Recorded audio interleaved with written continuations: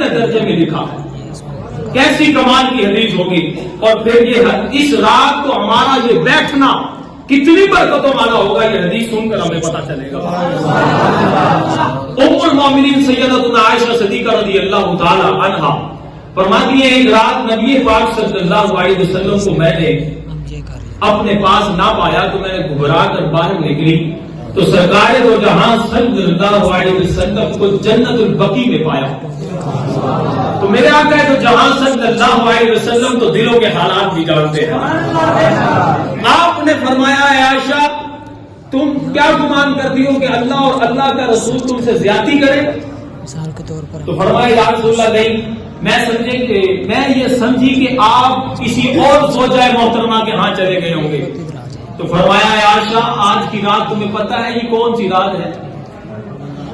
تمہیں پتہ ہے یہ کون سی رات ہے؟ حضرت عائشہ کی دو حدیثیں ہیں. ایک حدیث کے اندر یہ لکھا حضرت عائشہ صدیقہ رضی اللہ تعالی عنہا نے فرمایا یا رسول اللہ بتائیں یہ کون سی رات ہے؟ فرمایا شعبان کی یہ 15ویں رات ہے. اس 15ویں شب برات میں اللہ رب العزت آئندہ سال پیدا ہونے والے لوگوں کے نام لکھ دیتا ہے. اور خالی ان کے نام نہیں لکھتا جن کا پتہ کٹا جاتا ہے, یعنی جنہوں نے مرنا ہوتا ہے آئندہ سال ان کے بھی نام لکھ دیے جاتے ہیں. اور ساتھ ان لوگوں کے نامہ اعمال رب کے حضور پیش کیے جاتے ہیں. اور اس رات رب رزق کے فیصلے فرماتا ہے, رزق کو تقسیم کیا جاتا ہے. وہ بدبخت ہے جو آج بھی محروم ہے. ہم پہ لطف خدا آج کی رات ہے, یہ آج نازک رات ہے. آج رات فیصلے کیے جانے کس نے آئندہ سال زندہ رہنا.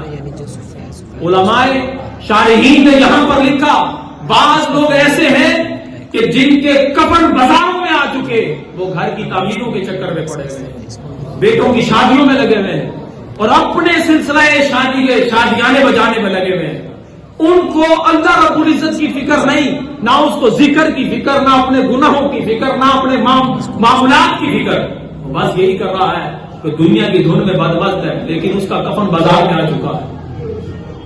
گول کن کو گویا کہ کھٹک چکی ہے قبر تیار ہونے والی. غور کریں ہم کس بدمستی میں ہیں. یہ وہ رات ہے کہ جس میں نازک فیصلے ہونے ہیں.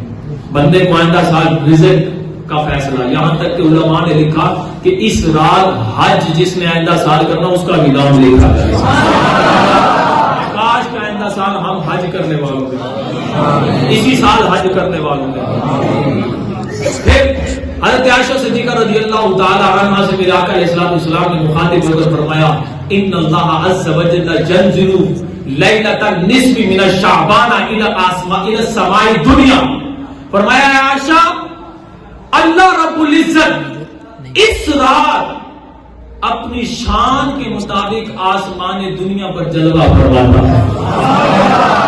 ہائے ہائے ہائے, بندہ لینے والا ہو, رب آج کی رات تقسیم کرنے والا. بندے